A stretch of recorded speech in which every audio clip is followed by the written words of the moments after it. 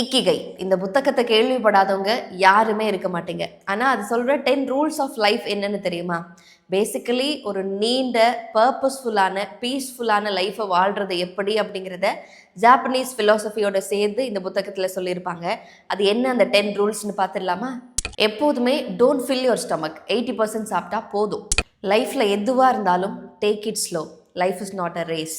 Get in shape daily. ஜென்டிலாகவும் இருக்கணும், கன்சிஸ்டண்ட்டாகவும் இருக்கணும். உங்களோட அடுத்த பர்த்டேக்குள்ளே நீங்கள் விரும்புகிற பாடி ஷேப்போடு இருக்கணும். அப்புறம் ரொம்ப முக்கியமானது, surround yourself with good friends. Smile and acknowledge people. ஏன்னா பாசிட்டிவிட்டி தான் பாசிட்டிவிட்டியை கொண்டு வரும். Reconnect with nature. ஏன்னா ஃப்ரெஷ் ஏர் தான் மைண்டை கிளியர் பண்ணும். Be grateful. ரொம்ப டைனியான விஷயத்துக்கு கூட நம்ம கிரேட்ஃபுல்லாக இருக்கணும்.